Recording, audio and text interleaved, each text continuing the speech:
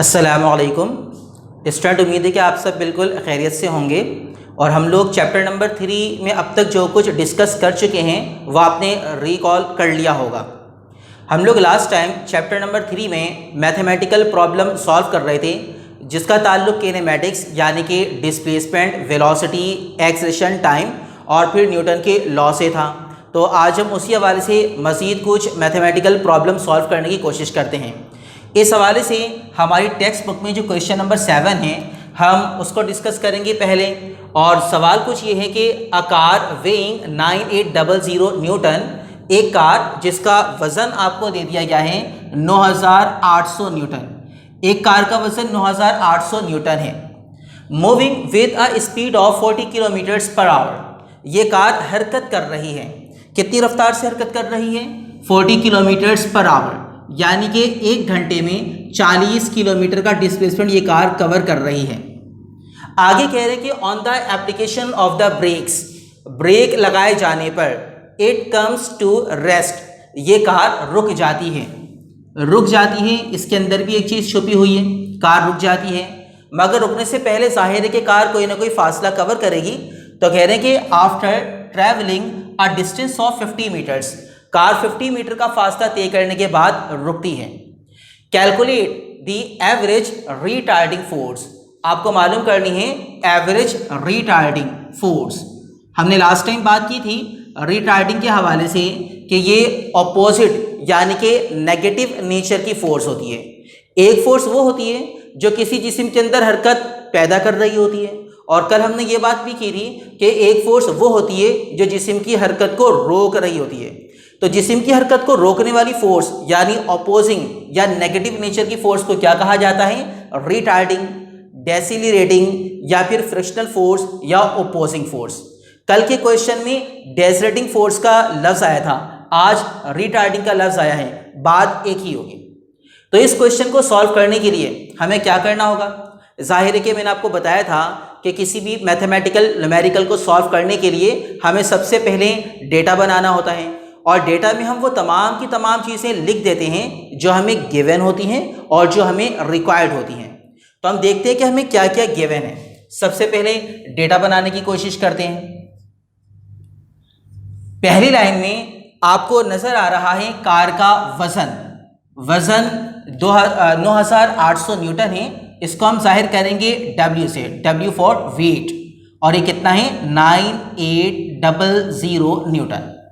और पहली ही लाइन में हमें कार की स्पीड नजर आ रही है। सवाल ये पैदा होता है कि ये कार की कौन सी वाली स्पीड हो सकती है, इनिशियल स्पीड होगी या फाइनल स्पीड होगी।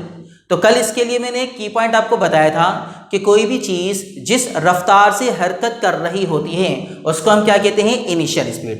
तो इससे पता ये चल रहा है कि चूंकि कार हरकत कर रही है, अभी ब्रेक नहीं लगाए गए, कार हरकत कर रही है, तो हरकत करते हुए कार की जो भी रफ्तार होगी वो क्या हो जाएगी? इनिशियल। इसीलिए हम इसको जाहिर करेंगे VI से। VI means initial speed, initial velocity is 40 kilometres per hour. यहाँ एक और बात है जिस पर आप गौर कर सकते हैं, वो ये कि इनिशियल वेलोसिटी SI सिस्टम के अंदर मौजूद नहीं है।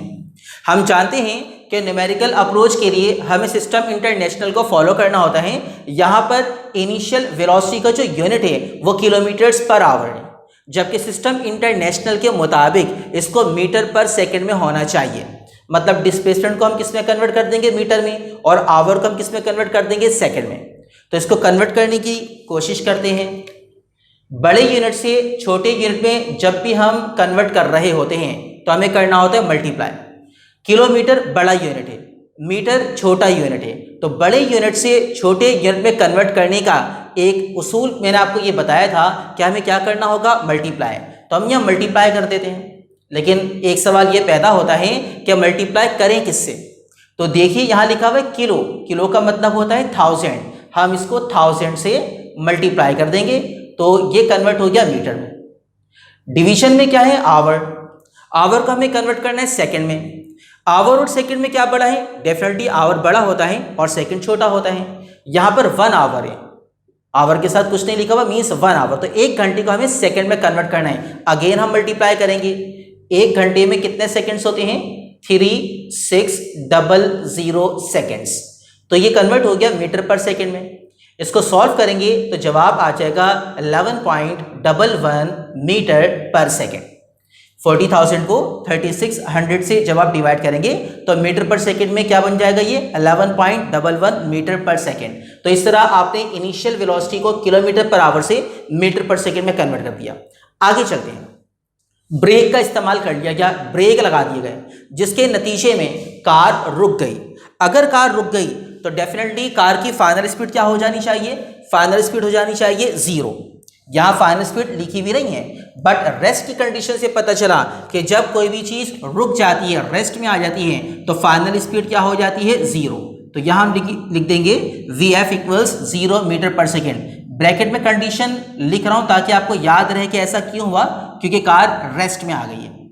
और रेस्ट में आने से पहले पहले कार ने फासला कवर किया। कितना फासला कवर कर लिया, 50 मीटर्स का। मालूम करनी है एवरेज रिटार्डिंग फोर्स, जो कुव्वत लग रही थी, औसत कुव्वत कार को रोकने के लिए, वो क्या है, वो हमें मालूम करनी है। तो कोशिश करते हैं सॉल्व करने की। हम लोगों ने कल कुछ फॉर्मूले लिखे थे और मैंने कहा था कि न्यूमेरिकल सॉल्व करने के लिए ज़रूरत इस चीज़ की होती है कि आप रेलिवेंट फॉर्मूले एक साइड पर लिख लें और फिर कंडीशन चेक करें। तो हम यहाँ पर फॉर्मूले लिख लेते हैं। सवाल को देखकर हमें अंदाज़ा होता है कि यहाँ पर हरकत की बात हो रही है, और सवाल को देखकर ही हमें अंदाज़ा हो रहा है कि फोर्स मालूम करने के लिए कह दिया गया है। और हम जानते हैं कि किसी भी जिस्म की हरकत को मैथमेटिकली एनालाइज करने के लिए हम क्या यूज़ करते हैं, इक्वेशंस ऑफ मोशन। तो मैं याद दिलाने के लिए यहाँ पर इक्वेशन ऑफ मोशन लिख देता हूँ। फर्स्ट इक्वेशन ऑफ मोशन क्या थी, Vf equals Vi plus AT। Second equation of motion क्या थी, S equals VIT plus half AT square. And third equation of motion क्या थी, 2AS equals VF square minus VI square. और फिर Newton के second law के मुताबिक force की क्वांटिटेटिव नेचर जो लास्ट में हमने डिस्कस की थी, वो किसके बराबर है, मास इनटू एक्सीलरेशन। तो इन चारों इक्वेशन को लिखने के बाद हमें पता चला कि फोर्स लिखने के लिए मालूम करने के लिए हम ये वाला फॉर्मूला यूज कर सकते हैं। तो हम स्टार्ट करते हैं यहां से।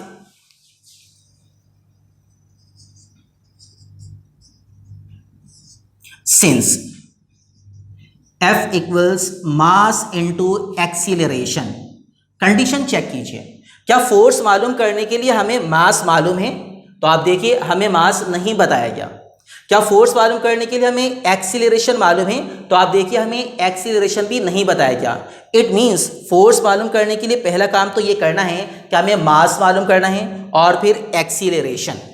तो हम कोशिश करते हैं मास मालूम करने की, बट मास का ताल्लुक वेट से होगा। तो W बराबर हो गया mg, देयरफॉर m किसके बराबर हुआ, W divide by g multiply कर रहा है, दूसरी तरफ ले आकर हम डिवाइड करवा देंगे। वेट की जगह पर वेट सब्स्टिट्यूट किया, g की वैल्यू आपको मालूम है 9.8 मीटर पर सेकेंड स्क्वायर होती है, डिवाइड कर देंगे तो मास ऑफ द कार आपको मिल गया 1000 किलोग्राम। तो एक काम हमने कर लिया, मास हम मालूम कर चुके हैं। अब दूसरा काम हमें क्या करना है, एक्सीलरेशन मालूम करना है। तो उसके लिए हम इक्वेशन ऑफ मोशन का इस्तेमाल करेंगे। अगर हम फर्स्ट इक्वेशन ऑफ मोशन या सेकंड इक्वेशन ऑफ मोशन से एक्शन निकालना चाहें तो हमें टाइम की ज़रूरत पड़ती है, यहाँ पर टाइम नहीं है। लिहाजा इन दोनों इक्वेशन को यूज़ करने की बजाय आप कौन सी इक्वेशन से एक्सीलरेशन मालूम कर सकते हैं, थर्ड, क्योंकि यहाँ पर टाइम नहीं है। फाइनल वेलोसिटी मालूम होनी चाहिए, आपको मालूम है। इनिशियल वेलोसिटी मालूम होनी चाहिए, आपको मालूम है। और डिस्टेंस भी आपको मालूम है। लिहाजा इस इक्वेशन से आप क्या निकाल लेंगे, एक्सीलरेशन। कोशिश करते हैं एक्शन निकालने की। Now finding acceleration, 2AS equals VF square minus VI square. 2A आपको मालूम करना है, S की जगह पर 50, VF square means 0 square, VI square means 11.11 square. 50 को 2 से मल्टीप्लाई कर दीजिए, 100 multiplied by acceleration, 0 square means 0, 11.11 का स्क्वायर आप लेंगे तो जवाब आएगा 123.432। कैलकुलेटर पर आप 11.11 का स्क्वायर ले सकते हैं, 123.432। एक्सीलरेशन मालूम करने के लिए फर्दर स्टेप क्या होगा, जो चीज़ मालूम करनी हो उसको मैथमेटिकली अकेला करना ज़रूरी है। यहाँ पर 100 क्या हो रहा है, मल्टीप्लाई, तो 100 को दूसरी तरफ ले जाइए, डेफिनेटली डिवीजन में आ जाएगा, यानी with negative sign 123.432 divided by 100। तो एक्सीलरेशन आपको मिल गया विथ नेगेटिव साइन 1.23432 मीटर पर सेकेंड स्क्वायर। इस तरह आपने निकाल लिया एक्सीलरेशन जो कि नेगेटिव नेचर का है, जिसको आप डेसिलरेशन या रिटार्डेशन कह सकते हैं। अब इक्वेशन नंबर 1 में सब्स्टिट्यूट कर दें m और a को, तो हम फाइनली क्या मालूम कर सकते हैं, फोर्स। तो यहां हम फोर्स का काम कर लेते हैं। Now equation 1 becomes F equals mass की जगह पर 1000, acceleration means with negative sign 1.23432, दोनों को मल्टीप्लाई कीजिए तो नेगेटिव साइन के साथ जो फोर्स आपको हासिल हो गई वो है 1234.32, और फोर्स का यूनिट क्या होता है, न्यूटन। नेगेटिव साइन ये बता रहा है कि ये कौन सी फोर्स है, अपोजिंग फोर्स यानी रिटार्डिंग फोर्स। इस तरह सवाल के मुताबिक हम रिटार्डिंग फोर्स मालूम करने में कामयाब हो गए। प्रैक्टिस कीजिए यहाँ तक इसकी, और कोई भी क्वेश्चन आपके जहन में तो आप पूछ सकते हैं। हम नेक्स्ट लेक्चर में इंशाअल्लाह किनेमैटिक्स और फोर्स से रिलेवेंट डिफरेंट न्यूमेरिकल्स की प्रैक्टिस करेंगे। Thank you.